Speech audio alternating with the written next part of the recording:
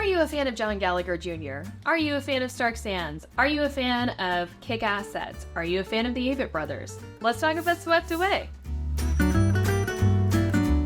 Hey friends, if you're new here, my name is Katharine Quinn. I'm a 30-something living in New York City and working on Broadway. Last year, I assisted the writing teams of Shucked and How to Dance in Ohio. This year, I am running social media for The Great Gatsby on Broadway. I worked on The Roommate on Broadway. I'm also working on Spells of the Sea at the Kennedy Center, Hip Hop Nutcracker on tour, other shows TBD, many shows in development. It is a fun, thrilling, crazy, exciting time. And today we are talking about Swept Away. Before we get into this video, if you would like to see my rundown of the entire season, like quick and dirty of every single show that's been announced so far, you can watch that right up here, and let's get into Swept Away. Here are the basics of what we need to know. Swept Away is set to open on Broadway at the Longacre Theater. Previews begin tonight, October 29th, 2024, with an opening night scheduled for November 19th, 2024. This is not your typical jukebox musical, but it is a jukebox musical. It is based on the 2004 Avett Brothers album Mignonette. The book is written by John Logan, who wrote Red, also the book for Moulin Rouge, was the screenwriter for films like Gladiator and Skyfall. The musical is directed by Michael Mayer, another Tony Award winner, who has brought us shows like Spring Awakening and American Idiot. So we've got some serious Broadway pedigree and frankly a lot of men behind this production. All right, let's talk about the story. No spoilers here. Tentatively, Swept Away is set in 1888 off the coast of New Bedford, Massachusetts. It follows four sailors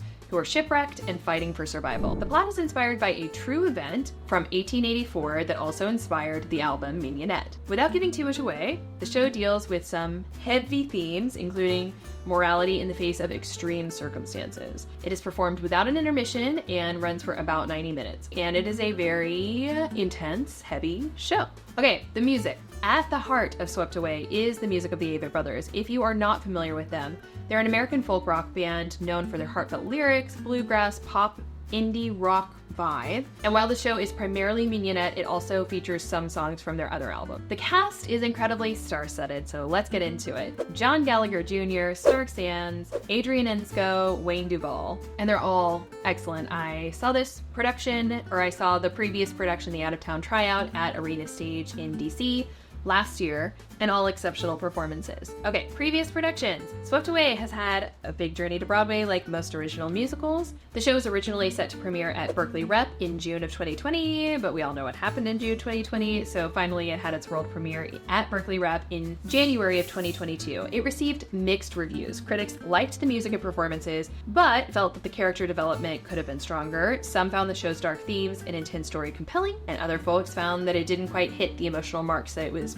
aiming. After Berkeley, it moved to Arena Stage in Washington, D.C., where I saw it, where it ran from November 25th, 2023 to January 14th, 2024, and this production notably added an ensemble to the cast. This set design is Rachel Houck, who notably designed the Hadestown set, so if you are a fan of that gorgeous world opening set, you're really gonna like this set here. Costume design is by Susan Hilferty, who won a Tony Award for Wicked. Lighting design is by Kevin Adams, a 4-time Tony Award winner. One of my favorite anecdotes of all time is that in my rundown of all the Broadway shows for the season, I shared that Swept Away wasn't necessarily for me, but it is for you if you love the Avett Brothers, if you're looking for really moody, kind of fable-esque story.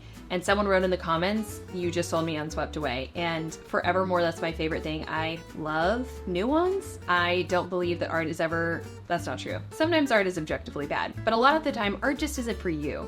And while Swept Away was not for me, that does not mean that it's not for other people. In my limited word of mouth searching, I have found that men enjoy this show more than women. It is a deeply male show driven by a deeply male team, which isn't to say that it isn't enjoyable for people who aren't men. It just wasn't for me. I'm really curious to hear its reception. I can't imagine anything but just total praise for the performances because, again, they're incredible. Set's incredible, performances are incredible, Avett Brothers music is great. There's a lot to really love here. This feels very different from a lot of what is in the current Broadway landscape. So curious to see how it's going to fare. I would love to know, are you interested in seeing this show? Are you excited? Are you an Avett Brothers fan? Are you a John Gallagher Jr. fan?